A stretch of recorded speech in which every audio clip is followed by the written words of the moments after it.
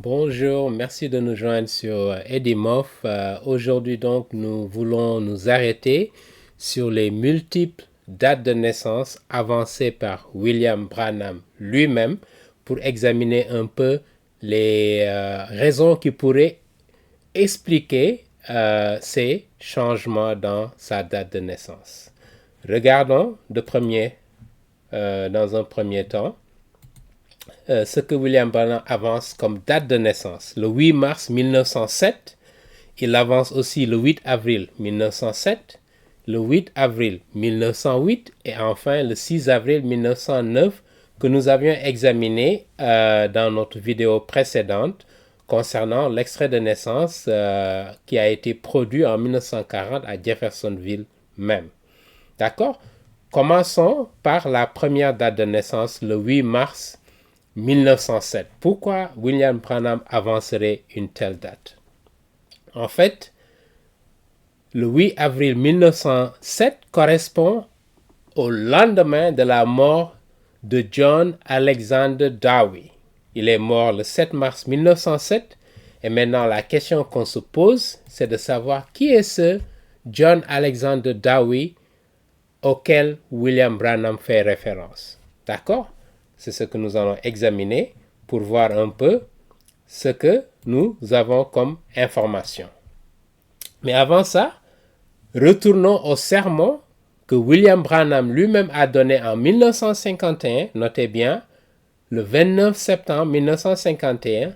Si vous êtes Branhamiste et vous nous suivez, je vous suggère de retourner à ces sermons, à ces cassettes que vous avez écouté audio où Branham avance la déclaration suivante. Il dit comment le docteur Dowie, donc il l'appelle John Alexander Dowie le docteur parce qu'il a fait la théologie, dans sa mort qui est survenue donc le 7 mars 1907, a prophétisé que je viendrai dans cette ville, parlant de Chicago, d'une ville qui s'appelle Zion, que John Alexander Dowie a renommé Zion en référence à Zion, Sion, qui est à Jérusalem, qui est la Jérusalem elle-même, en Israël.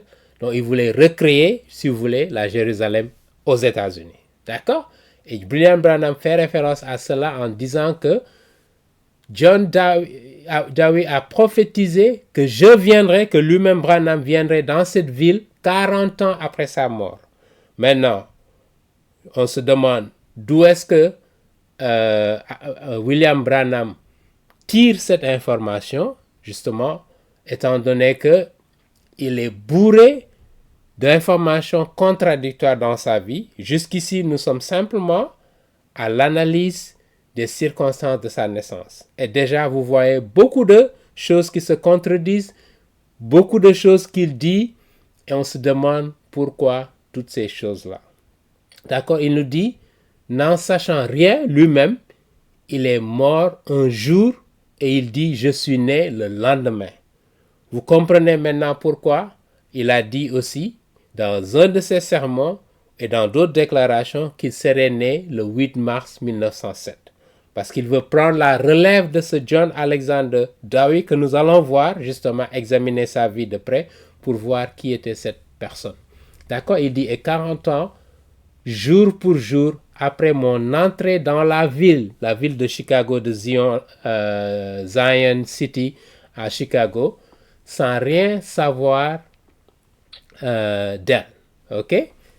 Oh, comme le grand mouvement de Dieu se met en place, j'ai entendu le bruit de l'abondance de la pluie. Pour dire que il est tellement spécial que quand il doit apparaître dans la ville, la pluie doit venir comme un signe que ça, c'est un homme de Dieu. C'est ce qu'il veut nous faire croire. D'accord?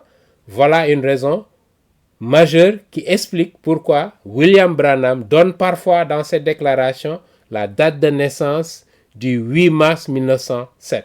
Parce que semble-t-il que ça a été prophétisé. Dowie est mort un jour et le lendemain, William Branham est né pour dire qu'il lui a succédé. D'accord? Voilà ce que William Branham nous fait croire. Regardons de près qui est ce Alexander John Alexander Dowie. D'accord?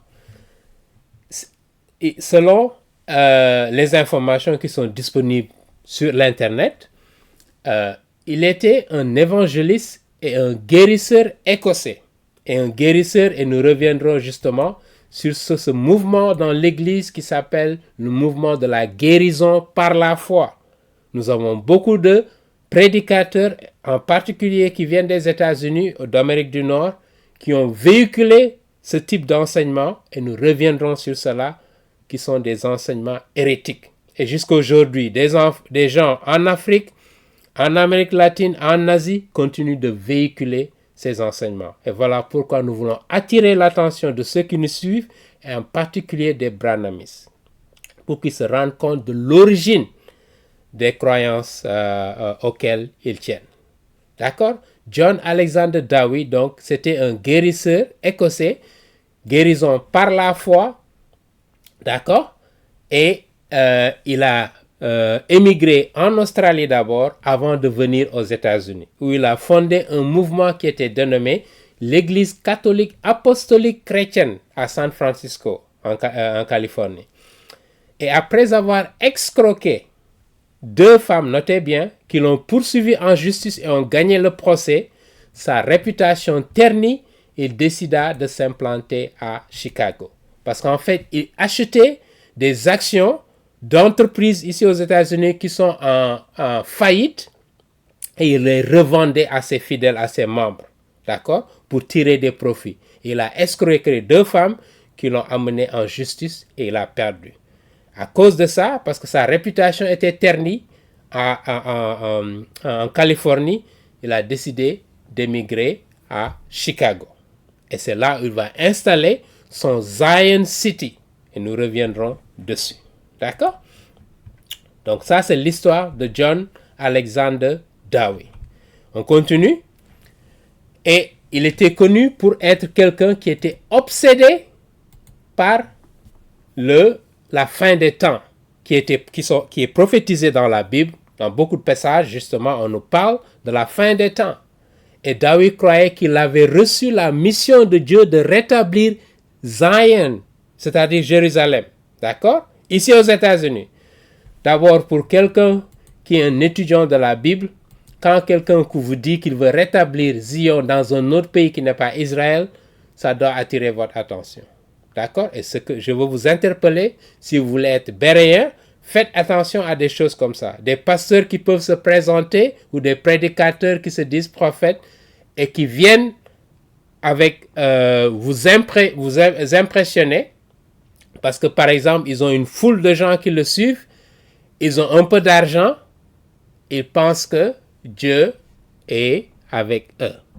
Mais quand on examine de près leurs déclarations, leurs enseignements et leur vie, on se rend compte qu'ils sont à milieu de ce que Dieu voudrait et enseigne dans sa parole. D'accord? Donc, John Alexander Dowie, il croyait qu'il avait reçu la mission de rétablir Zion afin que la fin des temps puisse être inaugurée. Il fait partie des précurseurs de ce qu'on appelle la théologie du dominionisme. Laisse-moi expliquer rapidement pour vous et nous reviendrons sur ces aspects. Parce qu'aujourd'hui, nous avons des pasteurs, des prédicateurs qui se disent chrétiens et qui développent de telles doctrines.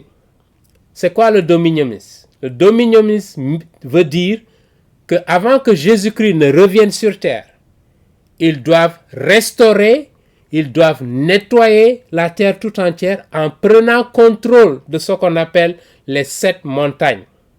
Par exemple, ils doivent prendre contrôle du gouvernement. On doit mettre des chrétiens dans le gouvernement. C'est ce qu'ils croient. Mais cela ne correspond pas à ce que la Bible enseigne.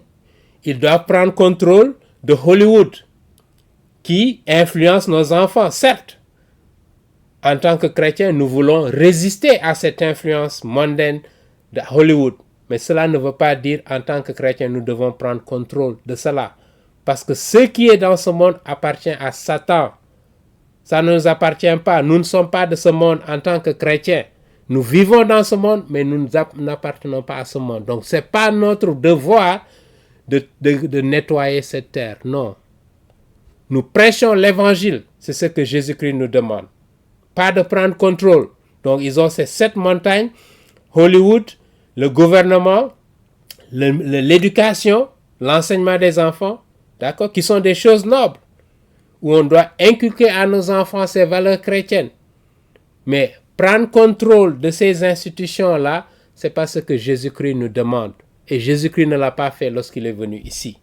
D'accord? Et nous reviendrons et je présenterai certains de ces enseignements que nous retrouvons aujourd'hui dans des pasteurs ou des prédicateurs contemporains. Donc retenez cela, John Alexander Dowie fait partie de ces précurseurs-là. Et William Branham a emprunté justement de gens comme John Alexander Dowie. Il a fait croire à ses fidèles qu'il était le prophète Élie, prédit par Malachie, chapitre 4, versets 4 à 6. Lisons de près ce que Malachie nous dit à ce propos. Juste pour avoir le contexte, il dit qu'il est le prophète de Malachie. On va voir exactement est-ce que c'est cela que Malachie a, ce qui est enseigné là. Malachie 4, chapitre verset 4 à 6. Souvenez-vous de la loi de Moïse, mon serviteur, auquel j'ai prescrit en Horeb pour tout Israël des préceptes et des ordonnances. Verset 5. Voici, je vous enverrai Élie, le prophète Élie, avant que le jour de l'Éternel arrive. Donc vous voyez, il a cette obsession pour la fin des temps et il dit que c'est lui, c'est Élie-là dont parle Malachie. Ce jour grand est redoutable. Il ramènera le cœur des pères à leurs enfants et le cœur des enfants à leurs pères, de peur que je ne vienne frapper le pays d'interdit.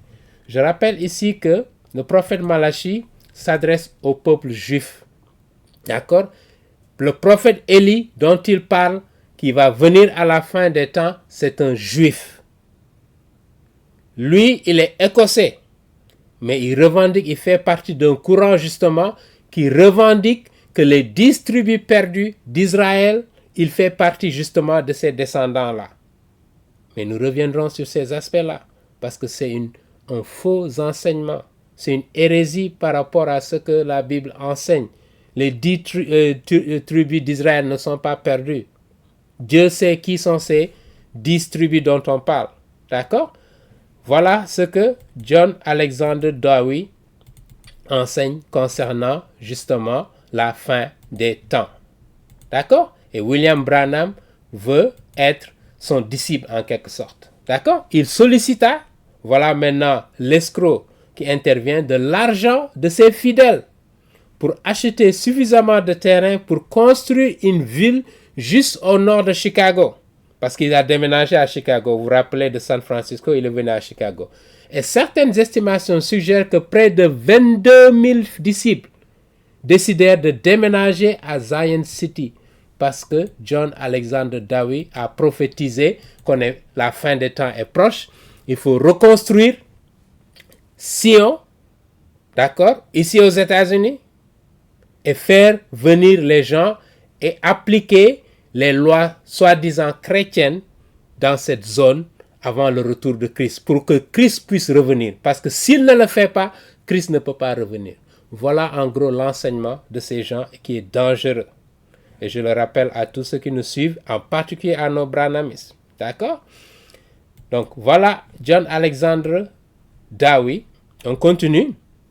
Il dit justement ici, vous voyez la tenue de Élie, du prophète Élie, d'accord, ici, mais contrairement au prophète Élie qui a vécu dans l'austérité, dans je dirais même la pauvreté parce qu'il était dans la forêt, il ne vivait même pas parmi les gens, lui, c'était un escroc financier, d'accord, qui a amassé beaucoup d'argent avant sa mort. Et nous allons le voir. Donc, il porte même le manteau qu'il dit que ça, c'est le manteau de prophète Élie. Maintenant, voilà l'escroquerie financière à laquelle qu'il a orchestré pour acquérir des terrains en vue de construire leur maison. Parce qu'il a déjà aménagé une cité pour dire que ça, c'est la cité de Dieu, si vous voulez, à Chicago.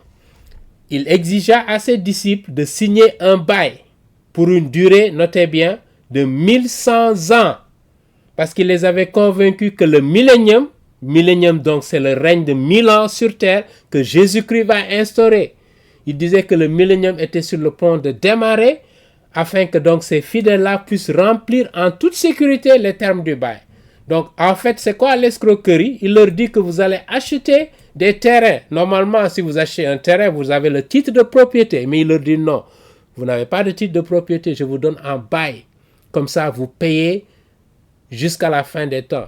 Donc 1100 ans, comme ça, durant le millénium, vous n'avez pas à vous inquiéter parce que vous vous serez acquitté de vos devoirs. Et comme ça, là, il peut amasser des millions et des millions de dollars. Voilà en fait le schéma que lui-même il a développé, d'accord? Et on va voir comment il a terminé. Cette fraude donc orchestrée par David s'effondra en 1905 après qu'il ait subi un accident vasculaire cérébral qui entraîna des milliers de ses disciples à perdre tout ce qu'ils avaient investi à Zion City. Donc des milliers se sont retrouvés sans un seul sou. Et le 7 mars 1907, il mourut. D'accord? Voilà la personne dont Branham nous dit que lorsqu'il est décédé le 7 mars 1907, lui aussitôt, il est né le 8 mars 1907. Voilà une raison qui nous amène à croire que William Branham fait partie des experts en mensonges jamais égalés de l'histoire. Pour proclamer qu'il est un prophète comme John Alexander Dowie, parce qu'il avait une grande influence parmi beaucoup de chrétiens, lui également il dit qu'il a reçu cette vision, que Dowie lui-même a prophétisé 40 ans, il y aura quelqu'un qui va venir dans cette ville-là. Et il est venu dans cette ville pour prêcher.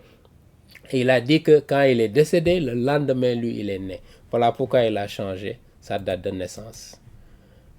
Pouvez-vous faire confiance, si vous êtes branhamiste, à une telle personne? Restez accrochés. Il y a encore plus que nous allons partager. D'accord? La Bible nous rappelle que vous reconnaîtrez les faux prophètes par les fruits qu'ils génèrent. D'accord? Ou par les influences qu'ils reçoivent. D'accord? Si vous êtes influencé par un mauvais prophète, il y a beaucoup de chances que vous serez un mauvais prophète. Si vous êtes influencé par un prédicateur hérétique, il y a beaucoup de chances que vous serez hérétique. D'accord? Si vous ne revenez pas aux fondamentaux de la Bible et de ce que la Bible enseigne. D'accord? Voilà le message important que je voulais rappeler pour revenir aux paroles de Jésus-Christ. La deuxième épître de Saint Paul à Saint Pierre, chapitre 2, versets 1 à 3 nous dit: il y a parmi le peuple de faux prophètes et il y aura de même parmi vous de faux docteurs. John Alexander Dowie est un de ces faux docteurs. Et naturellement, William Branham, qui a appris de John Alexander Dowie, est également un faux prophète, un faux messager de Dieu. Ils introduiront des sectes pernicieuses. Et nous reviendrons sur certains de ces enseignements d'Alexander Dowie, sur le racisme, sur ce qu'on appelle l'israélisme britannique, où il revendique la supériorité de la race blanche sur les autres races. Et qui, reniant le maître, qui est Jésus-Christ, qui les a rachetés, attireront sur eux une ruine soudaine. D'accord? Plusieurs les suivront dans leur dissolution, comme ces gens qui sont allés à Chicago, déménager, parce qu'il leur a prophétisé que la fin des temps arrive et qu'ils doivent acheter un terrain à Chicago et vivre là-bas avec lui. Et la voix de la vérité sera calomniée à cause d'eux. Beaucoup de gens ont été induits en erreur à cause de ce monsieur John Alexander Dowie et également à cause de William Branham. Par cupidité, lui en particulier, à cause de sa cupidité financière, parce qu'il aimait l'argent, il a utilisé la religion, il a utilisé la parole de Dieu pour tromper les gens.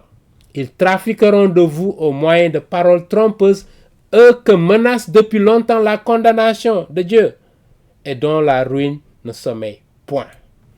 Alexandre Dawie est mort depuis. Aujourd'hui, il sait la vérité. On ne se moque pas de Dieu. On ne prend pas à la légère la parole de Dieu. On ne fait pas ce qu'on veut avec la parole de Dieu. Il y a des conséquences. Si vous voulez être avec Jésus-Christ, si vous voulez avoir une relation avec Jésus-Christ, méditez sur sa parole. Ne croyez même pas à ce que je vous dis. Retournez dans la parole de Dieu. Pas à ce que William Branham a dit. Déjà, son histoire, sa naissance ne rassure pas pour quelqu'un qui cherche la vérité. Donc, si vous êtes branhamiste, je vous interpelle à étudier ce que nous présentons, à faire des investigations sur la vie de William Branham.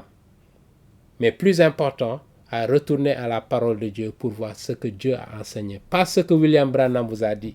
Parce qu'il vous a induit en erreur. Il n'est pas un messager de Dieu, il est un faux prophète. Parce qu'il s'allie, il s'associe avec des faux prophètes. Ça, c'est le premier exemple. Dans une prochaine vidéo, nous reviendrons sur une deuxième date de naissance que William Branham a avancée et nous parlerons d'autres figures. En particulier, une personne qui s'appelle, un Américain, Roy Elfonzo Davis. Retenez bien ce nom, nous reviendrons, qui a influencé William Branham, qui était son premier pasteur. Nous parlerons de cette personne. Merci de votre attention. Restez à l'écoute. Que Dieu vous bénisse.